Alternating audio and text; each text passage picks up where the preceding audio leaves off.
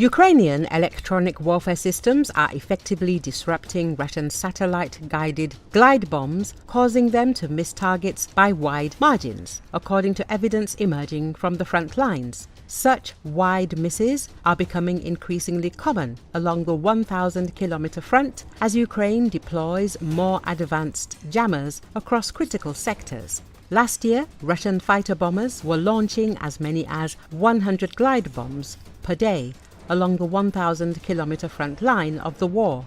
These satellite-guided bombs, such as the CAB or UMPK, could travel 40 kilometers or more, making them highly effective weapons for the Russians. At the time, Ukrainian forces had few means to counter these attacks. However, this situation has changed with the introduction of advanced electronic warfare systems. Forbes reports that a video recording of a Russian drone feed posted online on or just before the 23rd of March appears to show this jamming capability in action.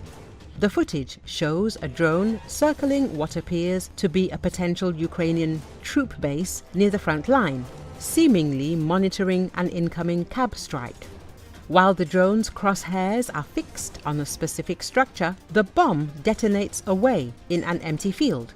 Fighter Bomber, the unofficial Telegram channel of the Russian Air Force, acknowledged last month that the golden era of the Divine Bomb guidance kit turned out to be short-lived. The channel, which previously claimed these weapons were accurate to within 5 meters of a target, now admits that while the bombs are still flying, there's a catch. All satellite-guided correction systems have left the chat. The primary reason, according to Fighter Bomber, is that Ukrainian radio jammers have become so effective and numerous that they saturate the front line. The CAB and UMPK satellite-guided glide bombs rely on Russia's GLONASS satellite constellation for navigation and course correction. Ukrainian jammers interfere with the communication between these bombs and their navigation satellites, causing them to veer off course and detonate harmlessly in open areas instead of striking their intended targets. The primary reason, according to Fighter Bomber, is that Ukrainian radio jammers have become so effective and numerous that they saturate the front line. The CAB and UMPK satellite-guided glide bombs rely on Russia's GLONASS satellite constellation for navigation and course correction. Ukrainian jammers interfere with the communication between these bombs and their navigation satellites, causing them to veer off course and detonate harmlessly in open areas instead of striking their intended targets.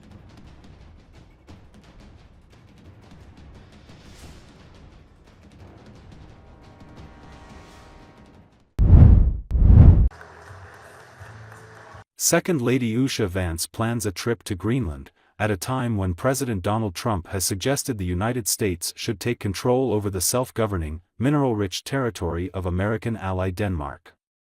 According to Associated Press, Vance will leave on Thursday and return Saturday, according to her office. Vance and one of her 3 children will be part of a U.S. delegation that will visit historic sites and learn about Greenlandic heritage.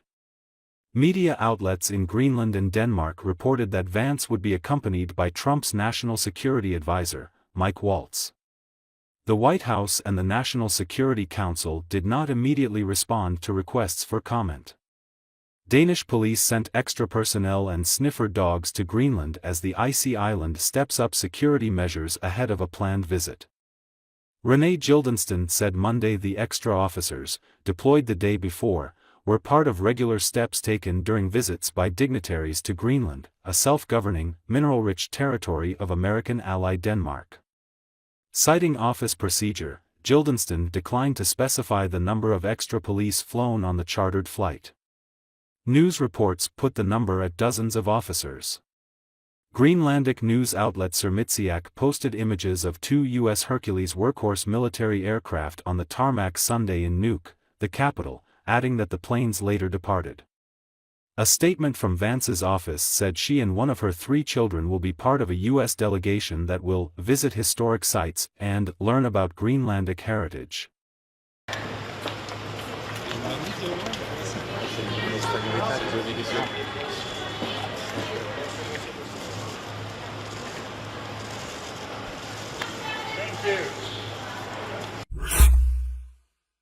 US and Russian negotiators on Monday sat down for talks in Saudi Arabia on a partial ceasefire in Ukraine, hours after a round of negotiations between US and Ukrainian delegations, Russian news report said.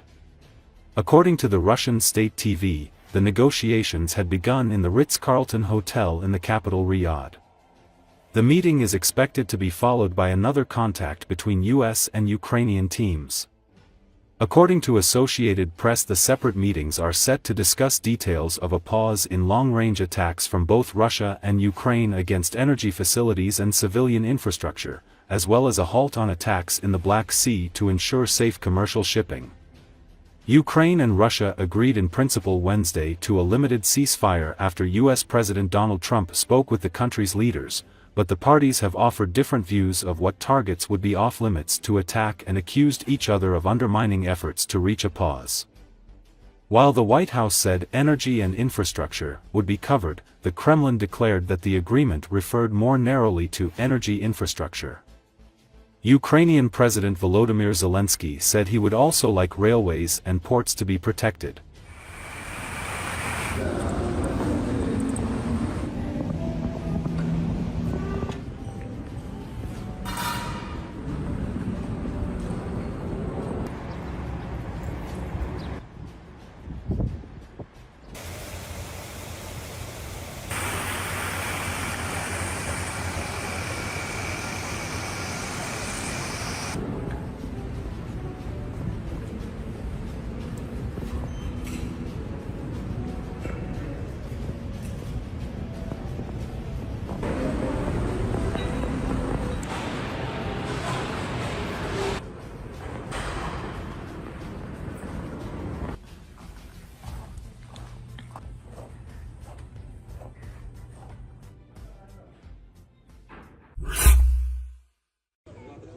A huge explosion occurred next to a tent camp housing displaced Palestinians in Gaza City on Sunday, following an Israeli strike. According to Associated Press, Israel had ordered displaced Palestinians to evacuate the camp in Gaza City, triggering panic. Moments later, the explosion occurred. There were no injuries. It was not known what the intended target was. Eyewitness Nida Hasuna, who is displaced, asked where they were meant to go. "We had settled down and gathered some things and settled in the camp. There is no place for a person to settle. O Arabs, O countries, feel for us. Look what is happening to the people. By God, it is a sin that all this is happening." Israel last week relaunched its campaign of bombardment in Gaza, all with new ground assaults, breaking a 2-month-old ceasefire. Israel says it is targeting Hamas positions. During the ceasefire, hundreds of thousands of Palestinians returned to Gaza City, though many still live in tents next to the ruins of their destroyed homes.